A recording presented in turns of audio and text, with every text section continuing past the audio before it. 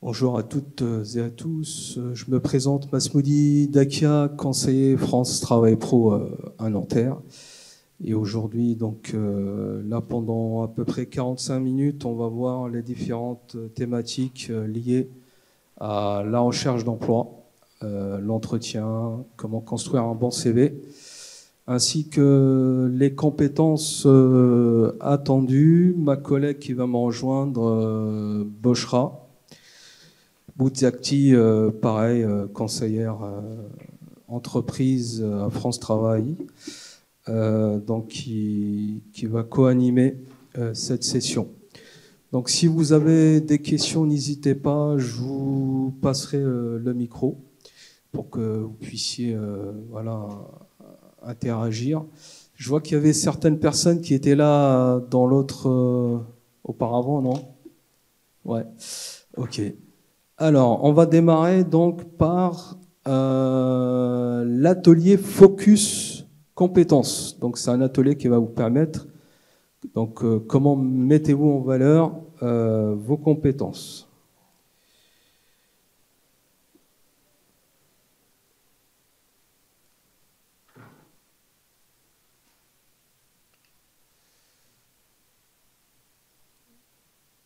Alors, la présentation de l'atelier et de ses objectifs. Donc, mieux connaître ses compétences, c'est améliorer sa visibilité auprès des employeurs.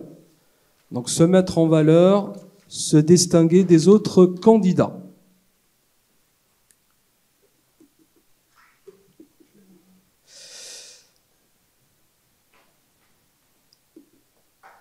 Alors, mettez-vous en valeur. L'atelier donc d'aujourd'hui a pour objectif de vous permettre d'acquérir une méthode et des premiers repères afin d'améliorer votre manière de convaincre les recruteurs et de démontrer que votre projet est en adéquation avec vos compétences et votre parcours professionnel. Le travail qui est initié ce jour est à poursuivre dans le cadre de votre recherche d'emploi, mais aussi tout au long de votre vie professionnelle. Pourquoi et comment valoriser ses compétences? Alors, la mise en valeur, donc valoriser vos compétences, c'est quoi?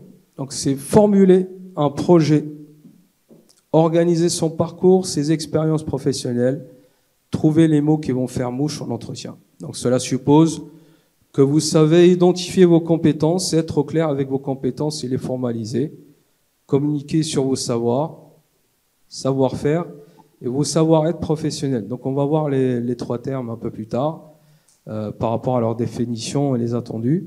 Donc pour convaincre un employeur potentiel, il est important de valoriser vos réussites concrètes. Si tu veux intervenir. Non, pas pour revenir, mais pas intervenir. Donc là, on va vous faire un petit exercice assez rapide en groupe. Donc d'après vous, pour vous, donc qu'est-ce qu'une compétence? Donc vous levez la main si vous voulez intervenir. Qui souhaite intervenir, me donner une définition.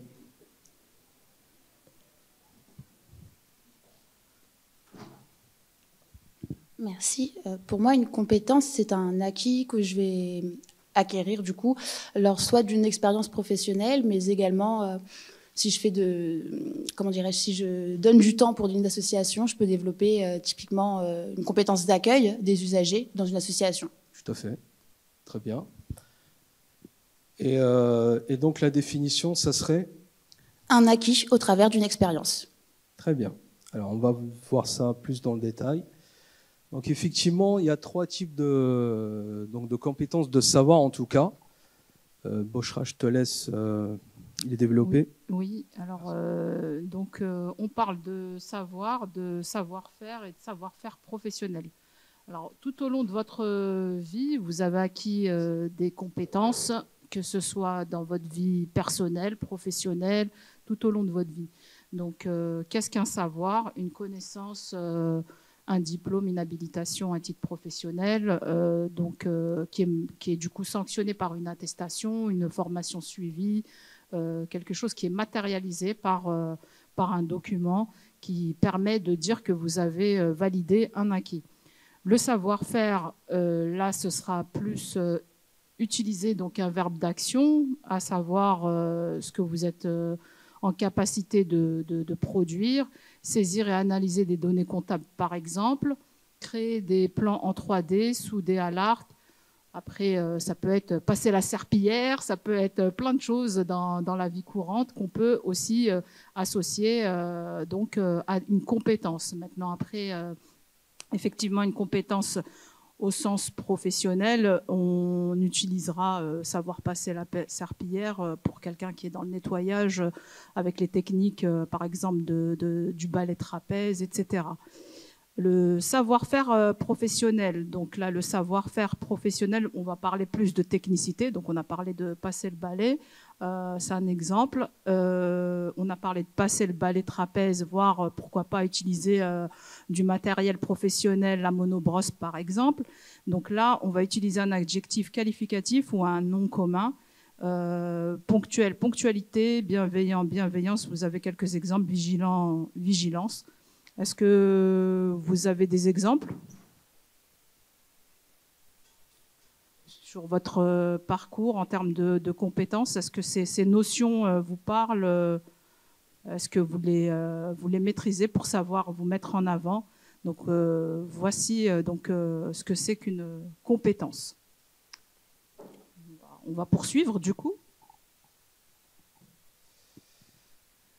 Alors, une définition simple et partagée. Savoir, je sais, j'ai appris. Ensemble des connaissances théoriques et techniques. Savoir-faire, je sais faire, je pratique. Capacité à mettre en œuvre les savoirs acquis, développés au cours des expériences professionnelles. Savoir-être professionnel, j'agis en contexte professionnel. Ensemble des manières d'agir, des attitudes en situation de travail. Alors oui, j'ai dit savoir-faire professionnel tout à l'heure, personne ne m'a repris. C'était savoir-être. On va revenir. C'est la même chose, c'est savoir. On va revenir. Oui, vas-y. C'est là. Donc savoir-être professionnel voilà. ou savoir... Donc là, effectivement, on voit savoir-faire professionnel, mais on parle aussi... Bon, ça va, je ne me suis pas trompée du coup. Donc, ici, on parle de savoir-être professionnel. Donc là, il s'agit d'une attitude en situation de travail. Ensemble des manières d'agir, des attitudes en situation de travail. Donc, c'est ce que je viens de dire. Donc, une compétence, pour résumer, c'est une capacité à exercer des activités dans une situation professionnelle en mobilisant des savoir-être professionnels. Donc là, on est réduit à tout ce qui tourne autour du professionnel quand on parle de compétences dans le domaine de l'emploi. Alors effectivement, je rejoins Beaucherin sur le savoir professionnel, c'est les savoir-être, ce qu'on appelle communément les soft skills. D'accord ? Donc là, c'est un exercice individuel, en fait, on va vous laisser le faire. Quelques repères pour vous distinguer sur les trois composantes de la compétence. Donc, en 1, indiquez votre cible professionnelle. En 2, listez les compétences que vous avez repérées dans l'offre ou les offres d'emploi. Listez vos compétences en 3, en lien avec cette offre d'emploi. Identifiez les compétences qui restent à acquérir ou à développer. Donc ça, c'est un outil qui vous permet en fait de cibler et répondre à une offre d'emploi. Alors, vous avez l'autorisation de faire, si vous souhaitez, une photo qui vous permet d'avoir un support. Voilà, ça peut être un outil. Et je vais revenir sur la slide d'avant, comme ça vous pouvez la prendre en photo aussi.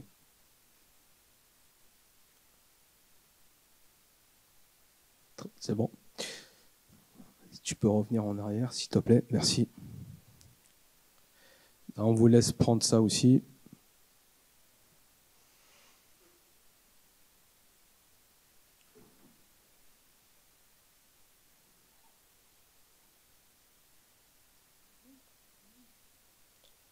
Tu peux avancer. Non.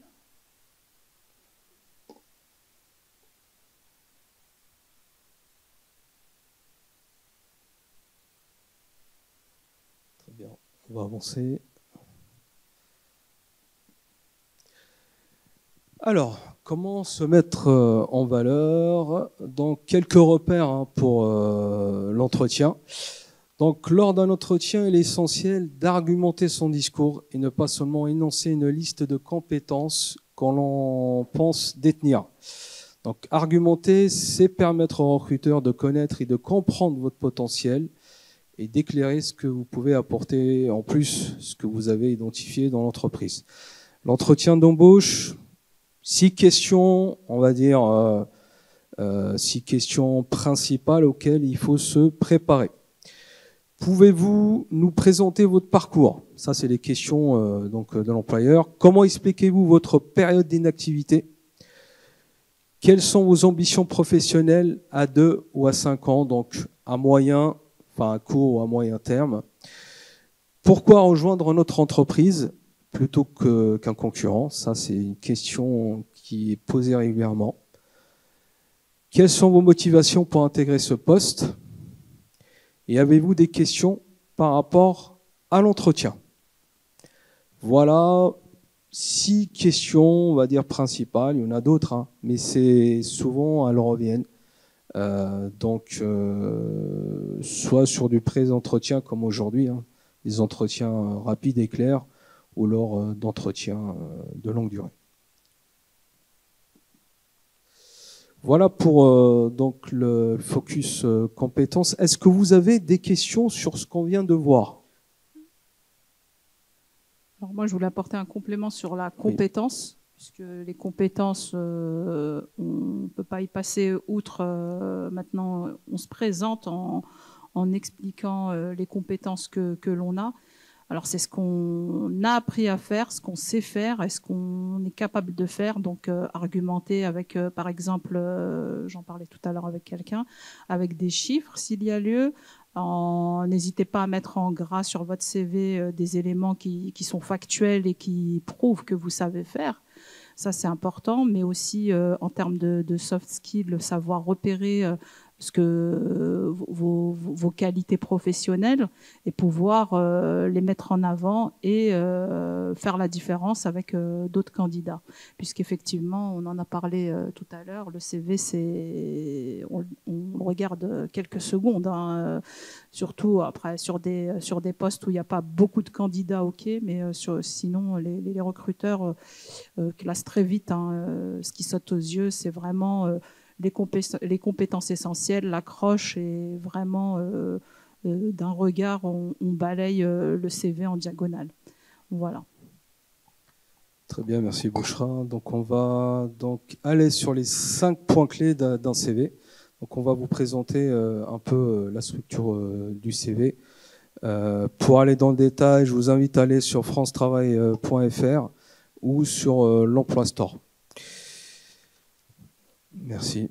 Donc voilà un CV, un exemple de CV. Ma question, que pensez-vous de ce CV de Paul Delan et pas d'Alain?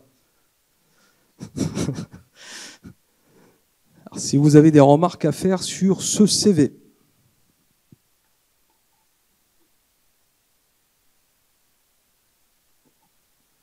On va peut-être les aider. Bon, mauvais, bien, pas bien, joli, pas beau. Merci. Vous n'avez pas d'idée? Alors déjà, puisque vous ne voyez pas, on ne voit pas le contenu?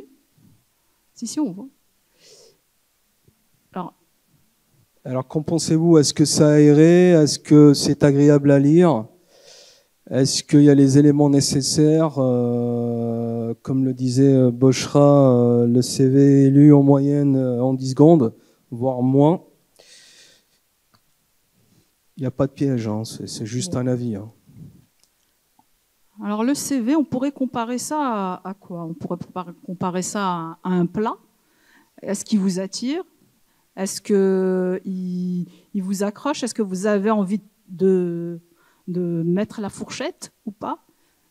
Qu'est-ce qui vous inspire ce CV? Et comme ça, ne serait-ce que les couleurs, est-ce que vous pensez qu'on qu'on ne pouvait pas deviner que Delon est son nom de famille. Pourquoi l'écrire en noir et en majuscule tout entier?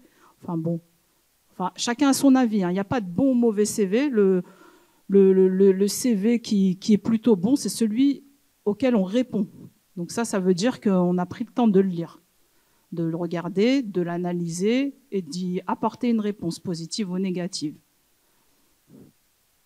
Pas d'idée? C'est pas grave. On va vous donner de toute façon les clés. Les réponses. Voilà. Prenez le micro, madame, pour qu'on puisse vous entendre. Merci. Il est allumé, il est allumé. Ah. Là c'est mieux. Très bien. Je trouve que la photo, c'est inutile, personnellement. Alors, on va revenir sur la notion de photo, effectivement. Merci d'avoir posé la question.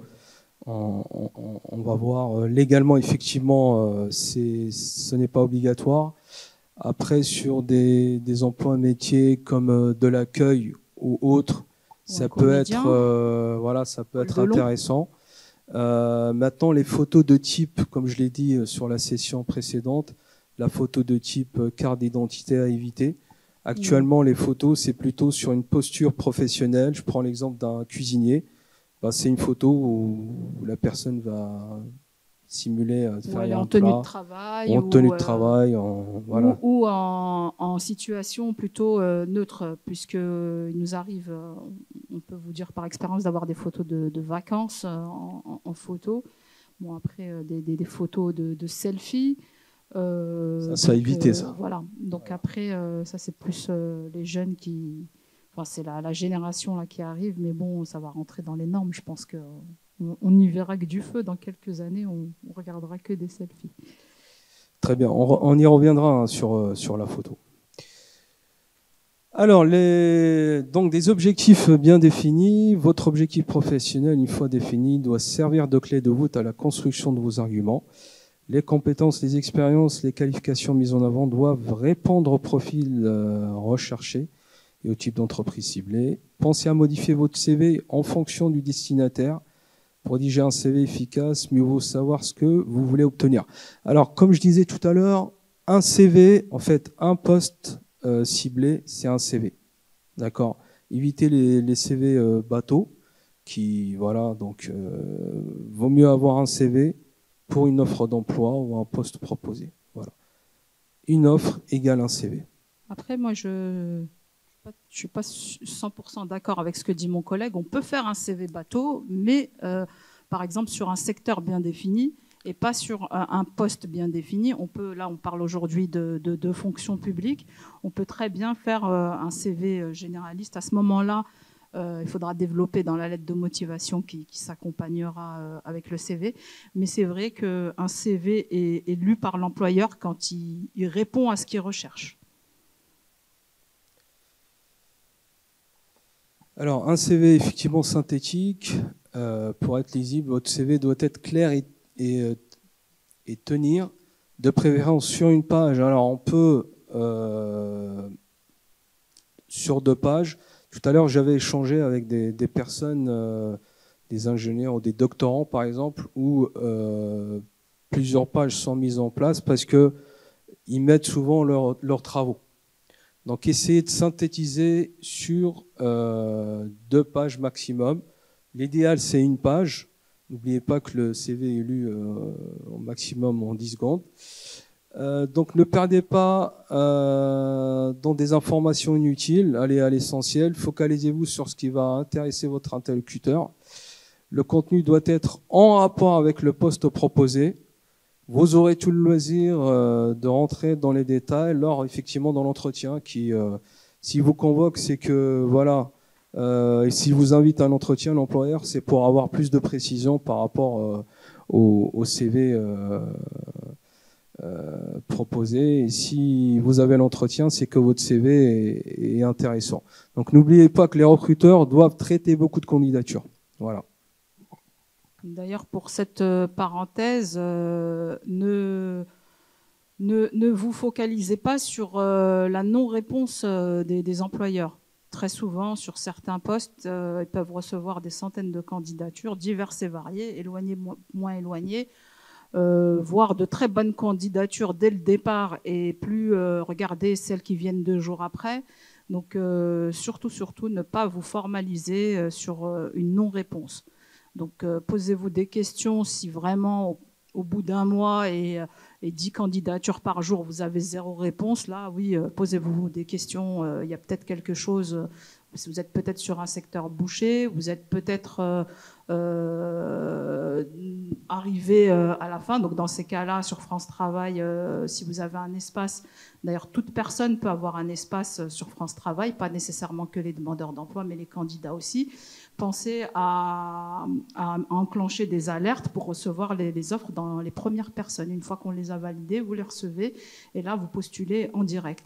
Il nous arrive d'avoir également des personnes qui postulent et qui ne vont pas jusqu'au bout de l'acte de candidature. Veillez à bien aller jusqu'au bout de l'acte de candidature.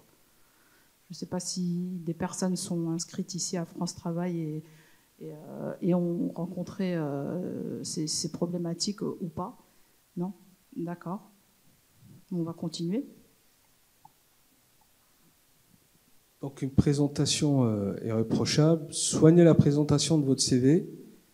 Une feuille tachée, froissée, de mauvaise qualité, remplie de fautes, ça pique les fautes d'orthographe, un manque d'oxygène dans la mise en page, etc., etc. Tous ces petits défauts peuvent être traduits comme un manque de motivation, effectivement. Chaque détail compte. Le poids est la première impression pour jouer en faveur ou non. En votre faveur, pardon, ou non. Si vous joignez une photo, et là on vient sur la thématique de la photo, choisissant une qui vous met en valeur. Voilà, c'est important. Alors juste tout à l'heure, je voulais vous rajouter effectivement une information sur la photo. Donc une photo sur un CV améliore sa visibilité. Mettez une photo en couleur professionnelle, sans cadre et bien sûr récente. Pas mettre la photo d'il y a 20 ans. Ne cherchez pas à plaire, cherchez à ne pas déplaire. Attention, l'employeur n'a pas le droit, effectivement, légalement, n'a pas le droit d'exiger une photo. Voilà. On a parlé de fautes notamment, des fautes récurrentes, voire des fautes systématiques à seuil au lieu d'accueil, pour des personnes par exemple qui souhaitent intégrer des postes où on demande une rigueur dans l'orthographe. C'est vraiment ce qui saute aux yeux, voire ce qui vous classe directement. Là, j'ai reçu un CV il n'y a pas très longtemps, parce qu'on va vous partager un peu d'expérience, c'est bien aussi. Un CV de quelqu'un qui est responsable d'un service et à seuil au lieu d'accueil, j'ai pas transmis à l'employeur. Hein. D'accord ? Donc il y a notre crédibilité en tant que conseiller quand on accompagne un employeur. Après, l'employeur peut ne pas être accompagné et recevoir ses CV en direct. Donc il faut veiller à avoir à faire lire votre CV à plusieurs personnes, parce que des fois on a l'impression que notre CV il est bon, et au final à la lecture de plusieurs personnes on a plusieurs avis. Et comme je vous ai dit, donc un CV qui est plutôt bon, c'est celui auquel qui donne des réponses. Oui, vous avez une question. Il y a le micro là.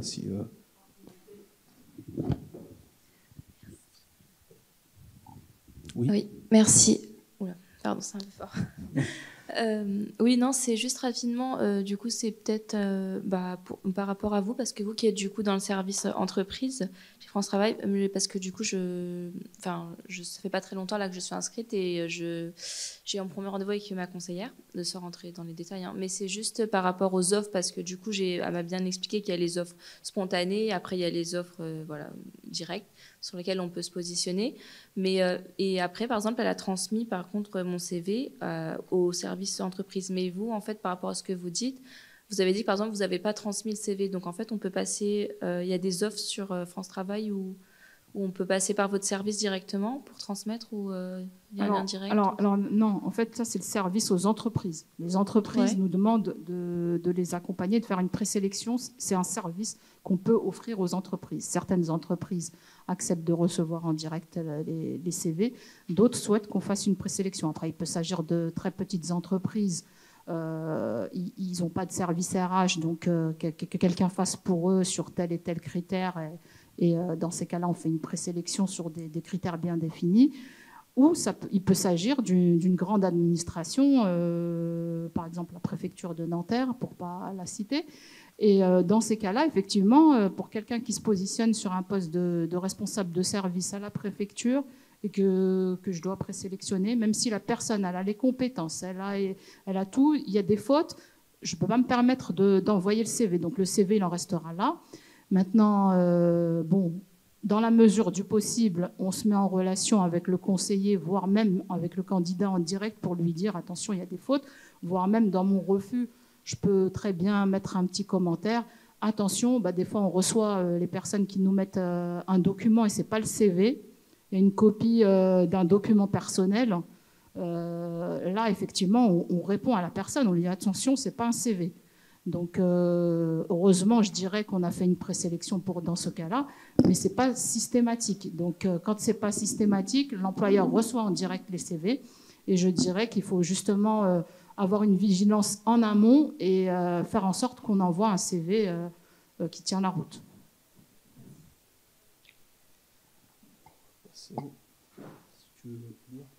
Des points fort illustré. Alors, je n'ai pas lu le document, je suis désolée, je vais le lire. Pour avoir envie de vous rencontrer, le recruteur doit avoir à disposition des preuves concrètes de savoir-faire. C'est ce que je disais précédemment. À savoir, par exemple, quelqu'un qui travaille dans un service, on peut prendre même quelqu'un dans la restauration, qui dise combien de couverts il sert, il est chef de rang, il a combien de serveurs sous sa hiérarchie. C'est une société qui est reconnue comment. Enfin, ça permet d'avoir déjà des idées. Par exemple, pour une grande enseigne, une grande chaîne, on sait qu'il y a des dispositifs de formation. Il ne faut pas hésiter à mettre les formations qui sont faites dans le cadre du travail. Vos compétences pour le poste proposé seront plus pertinentes si elles sont accompagnées d'exemples. Donc là, concrètement, j'ai vendu 15 voitures par mois pour 100 000 euros. Voilà, c'est du concret. Je suis boulanger, je fais 300 baguettes par jour, ou je suis commerçant, mon chiffre d'affaires est de temps, ou plus simplement, je suis agent de relations clients et j'ai 50 clients par jour ou 12 appels par demi-heure, etc.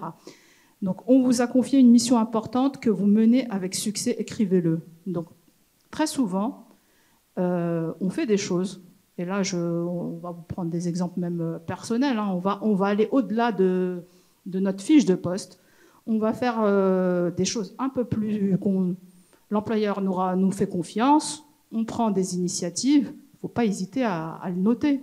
Donc là, par exemple, une personne qui se retrouve dans la restauration qui propose de faire une thématique végane tous les jeudis, il peut dire qu'il est à l'initiative de cette thématique végane et de commerçants, d'agriculteurs de proximité, par exemple.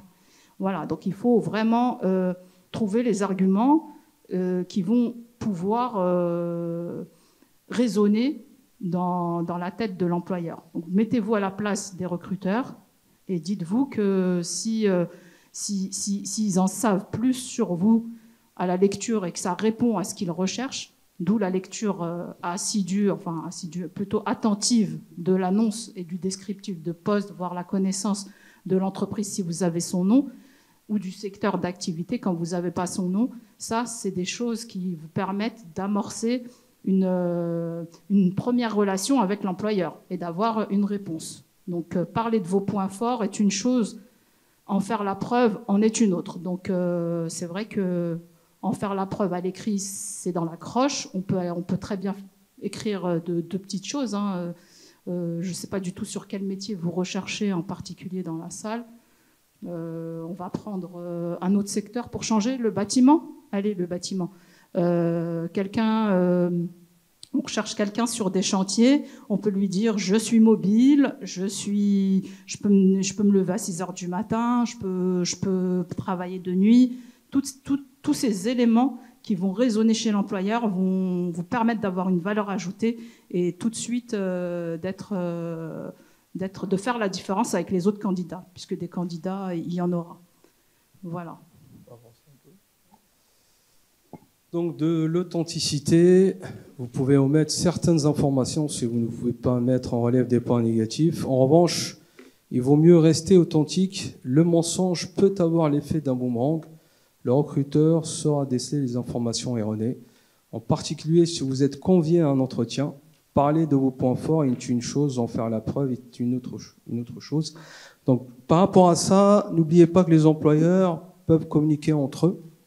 Donc, pour vérifier l'exactitude du CV, surtout sur les postes, pour certains métiers, par exemple dans la restauration, c'est un petit milieu où tout le monde connaît tout le monde, que ce soit dans tout ce qui est bâtiment, effectivement, ou même dans les organismes, on va dire de la fonction publique. N'oubliez pas que ils sont en contact entre eux pour savoir pourquoi vous recherchez chez eux et pas chez le concurrent.